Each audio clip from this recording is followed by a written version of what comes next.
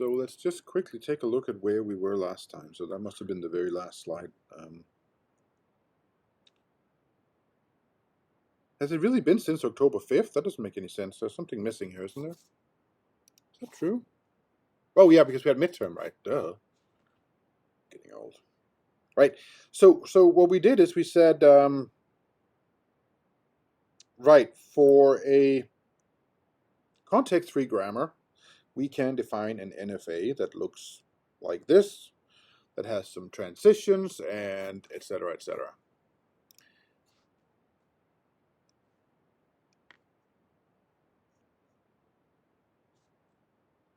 So I already started, I just started recording, so we should be good. And then we wrote down these rules in somewhat painstaking detail. And now I just want to find the page that I...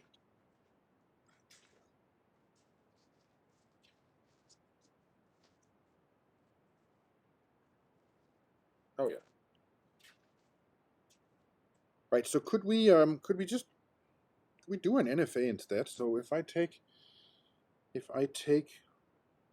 these, oops, I'm just going to grab these so that we have them to look at.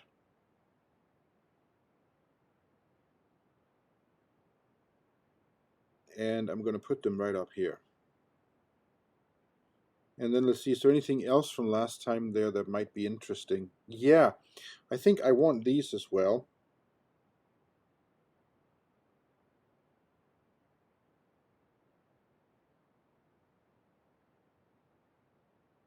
But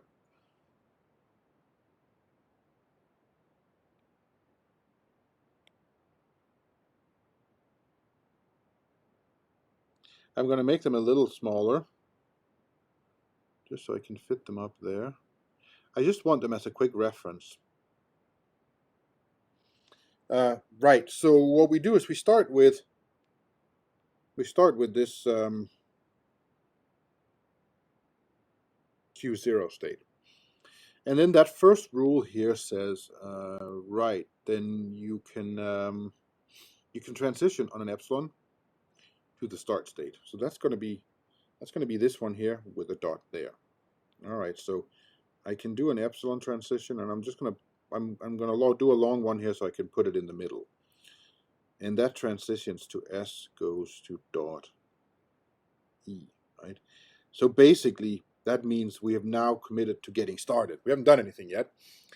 So we get a situation where the dot is all the way to the left on the item that represents the first grammar rule that we have to use. So it says in order to parse an S, we have to parse an E, and we haven't done anything.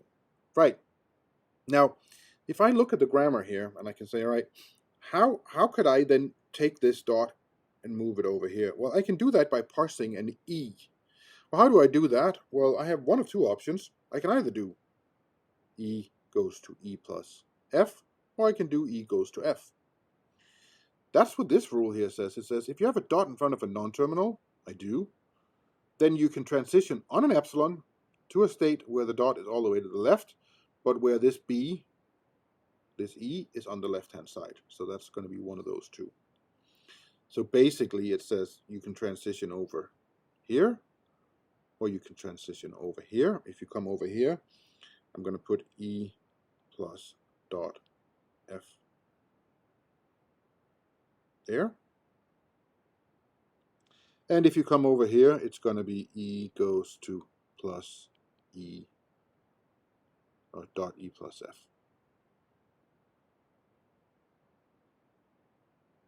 Now, if you think about what we have so far, this here I'm not too worried about, so let's consider this. I have to parse an S. In order to do that, I have to parse that right-hand side, which starts with parsing an E. That means doing either. Oops, there was a mistake there. That should be...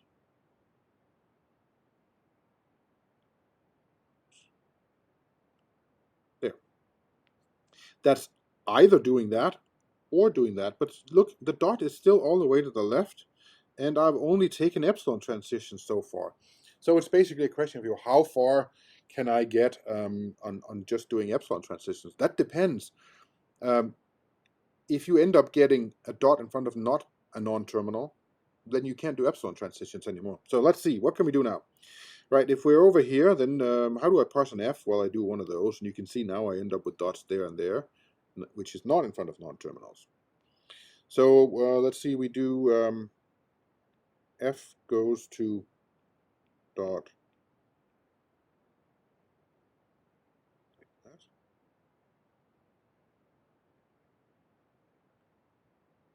So that's also an epsilon transition. Or alternatively, F goes to dot ID.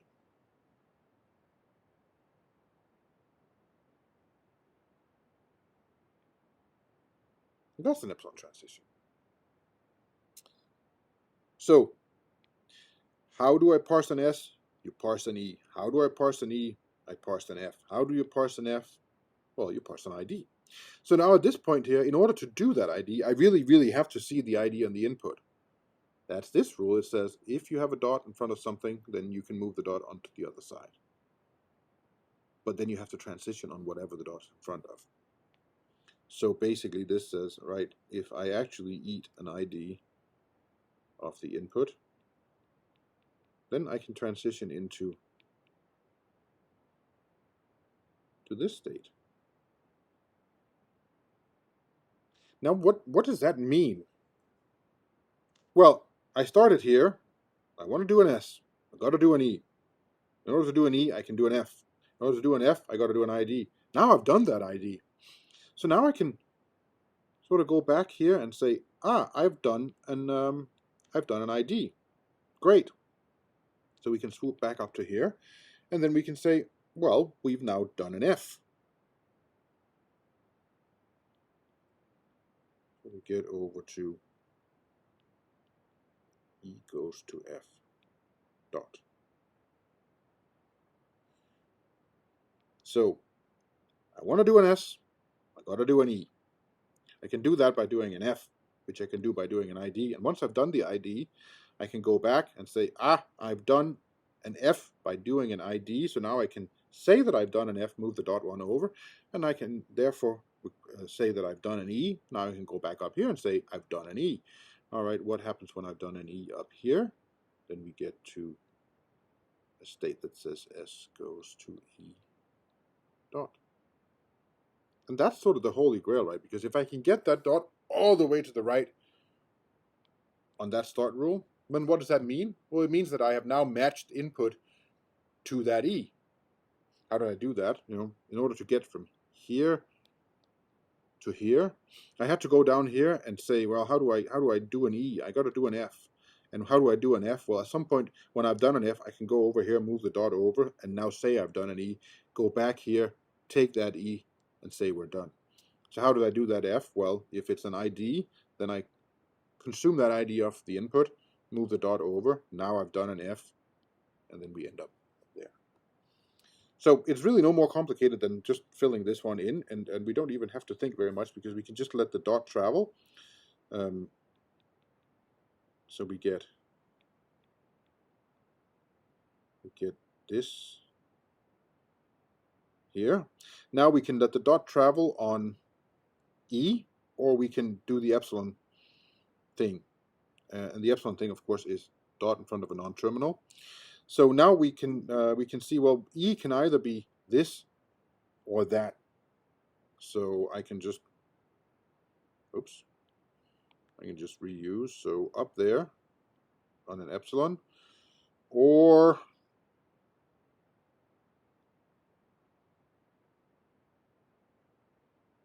over there on an epsilon.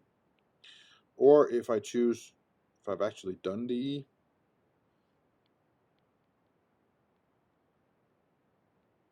and we can travel the dot through. And here we don't have much of an option. We have to read of the input.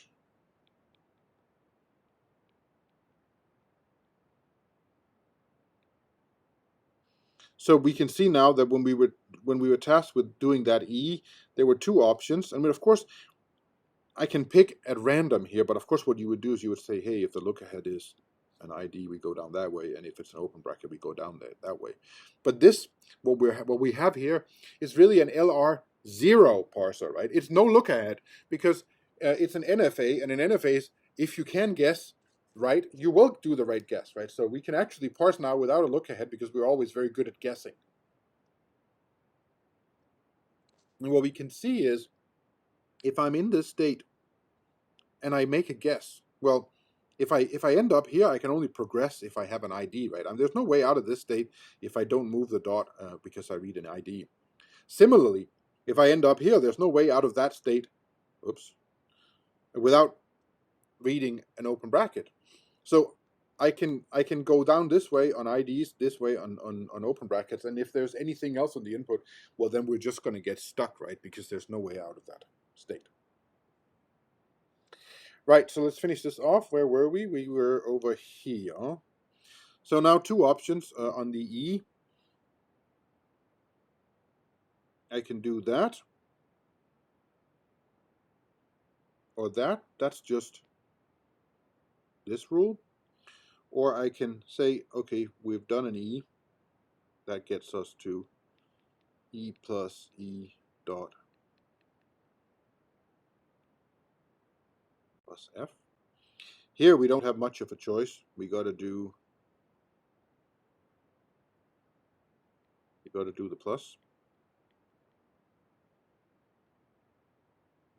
And then F. How do I do an F? Well, I can either do that or that. And once I've done either, I can come back to here and do the F and end up here. So I end up with this. This guessing business is, of course, not very much fun. Can I turn this thing into a DFA? And how hard is that? Well, we all know how to do it. So if we say, can I just can I duplicate this slide?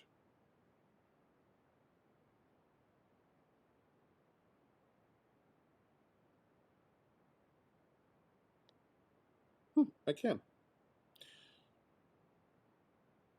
So just gonna get rid of that one there. Right. So I'm gonna try to rope in green. How far can I get in this NFA if I start here and only do epsilons? Well, I can certainly get all the way down to here. And it looks like I can get that one and this.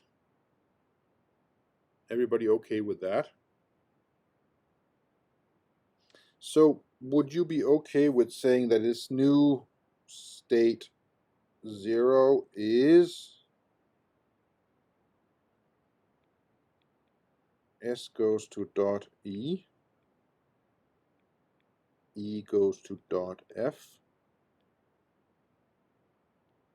F goes to dot bracketed E, and E goes to dot E plus F. So we're doing NFA to DFA now, right? So let's see, how many ways have we got out of this? Well, we can leave on an F there. We can leave on an open bracket there. We can leave on an, oops, that epsilon should have been in there. So this is not right. Ah, crud.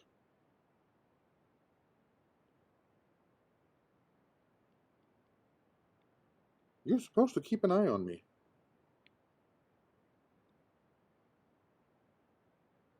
There we go. You should never have to be able to leave on an epsilon, right? And we can leave on an E. There's another E there. And there's an ID. So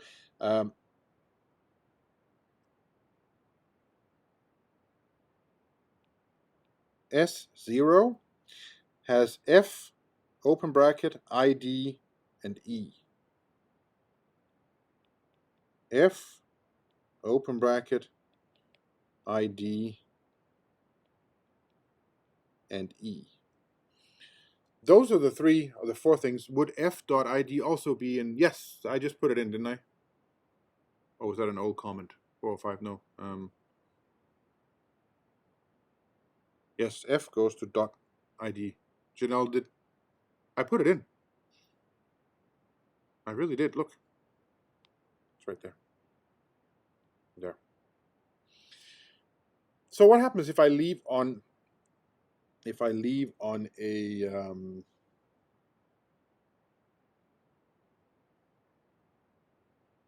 which one should we do? Should we do an E? What happens if I leave on an E? We need a red pen. Well, then I definitely get this one, and I get this one as well. Now, there's no way out of this one, so that's good. And this one here, there's no epsilon transition. So I just get those there. So we can say S1 is S goes to E dot, and E goes to E dot plus F, right? Right, so we'll just call that one there S1. How can I leave S1? Well, it looks like I can only leave on a plus. All right. And so on and so forth, right? So on this next page is the equivalent DFA. And we get there by applying epsilon closures, right? Remember the epsilon closure in NFA to DFA that says, right, given a set of states, how far can you get without consuming any input? So, which is what I did here, right? I started here and I said, right, only traveling on epsilon edges, how far can I get? I can get to here, and I can get to here, and I can get to here. And then that's as far as I could get. So therefore, remember, S0 by definition is the epsilon closure of the state S goes to dot E. Now I just want to try something else, because we all know that doing NFA to DFA is a pain in the rear end. Let's finish this here, because I can do this in a much easier way. So we'll put that there and we'll delete that, I think. There we go. Right, so let's give this a go. Right, I'm going to call it I0. And I know it's the closure, and I'm just going to call it closure of, it's really the epsilon closure in the NFA, but we'll just call it closure of S goes to dot E.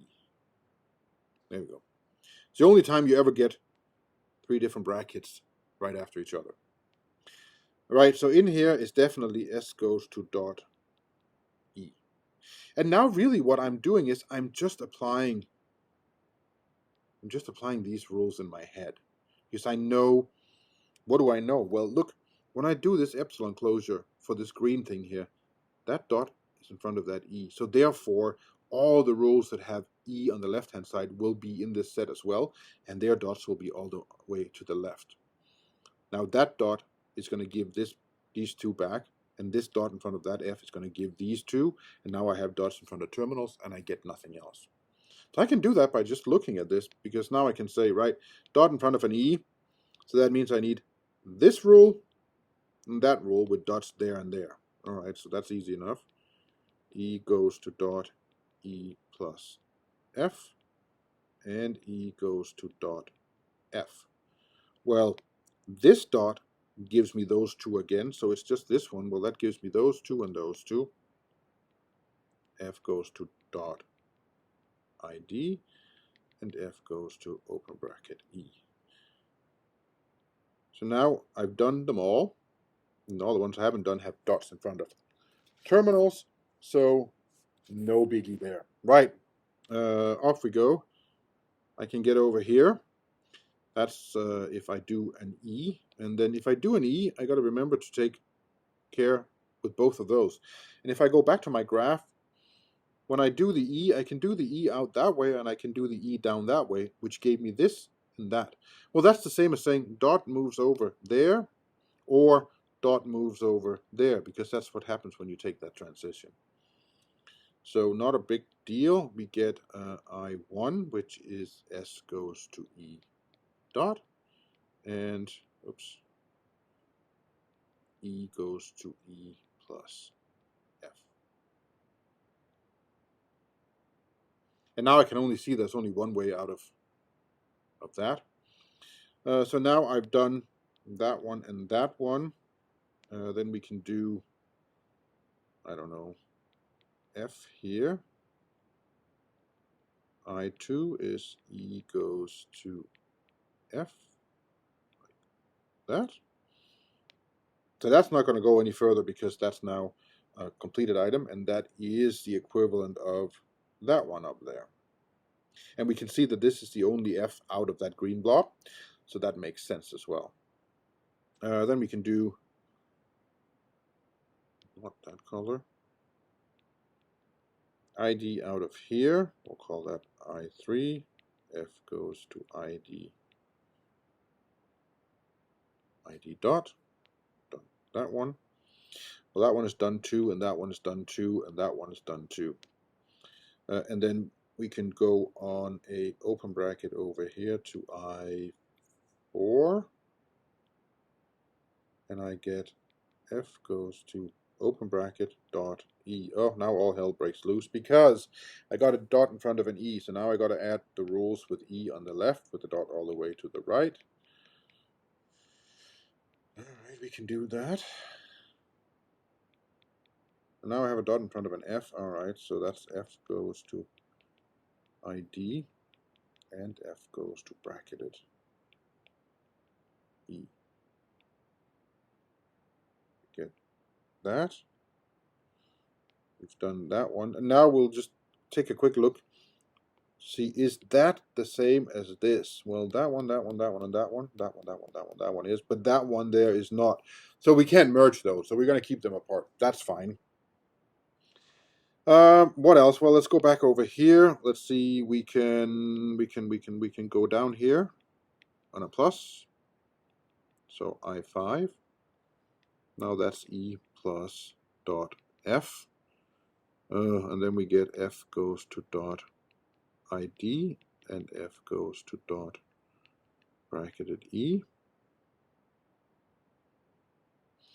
But that's okay because the ID is there, and the bracketed E is there.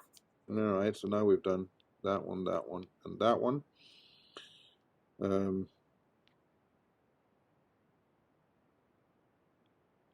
If I do the F here, then I end up in E goes to, oops.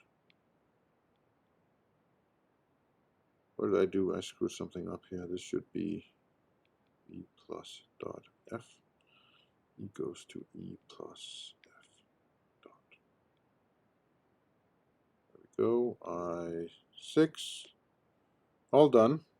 That one done. So we just got to do this guy over here. Well, let's see. There on an ID. There on an F. Around here on an open bracket. So that's that one, and that one, and that one, and E goes to. So now we've got to be careful because moving the dot on that one gives me this, but I don't have this one with me anymore. So we're going to have to do that one by itself. So E I7 gives me E goes to E dot plus F.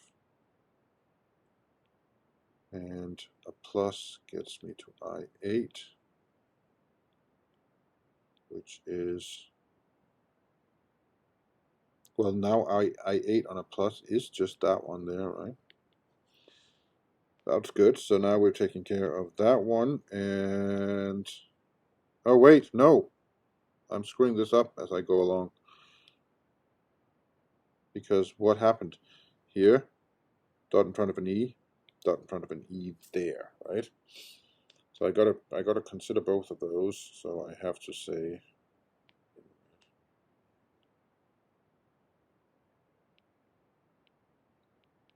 F goes to E dot.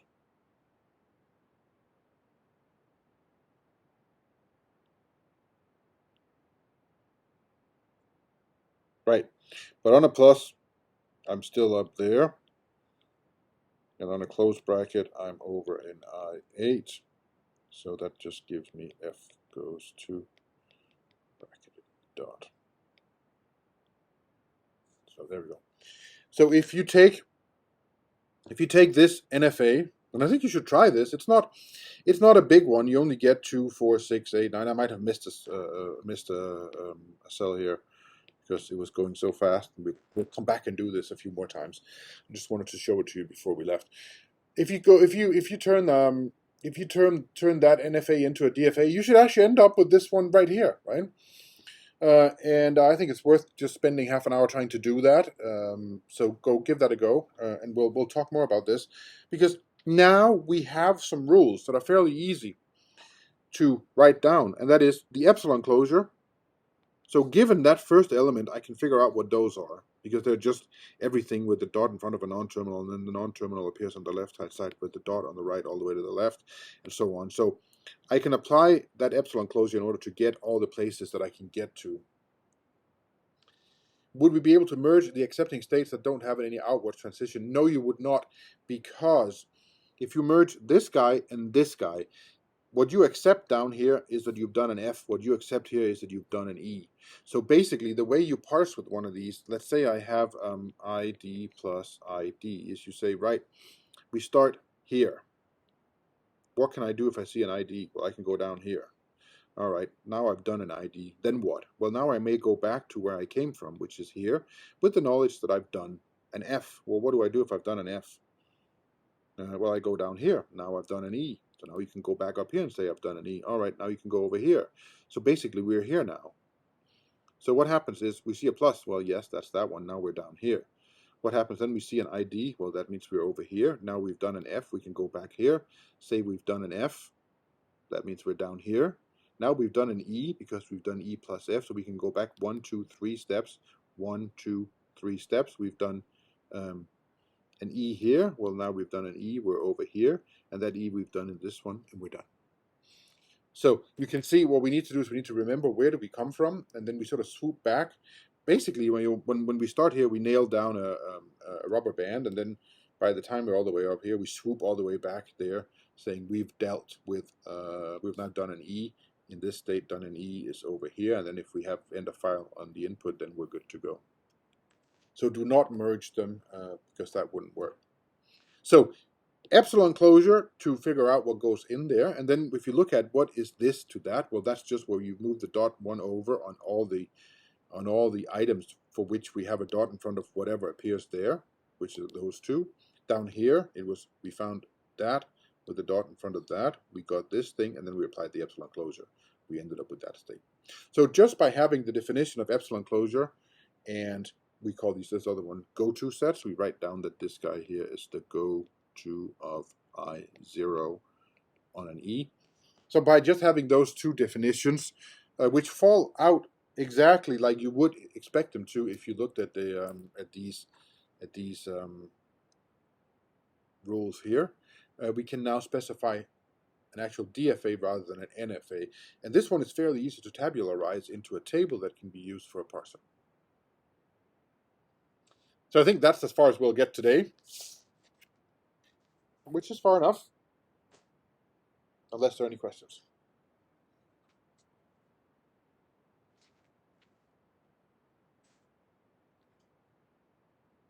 Nope, nothing. Okay, good.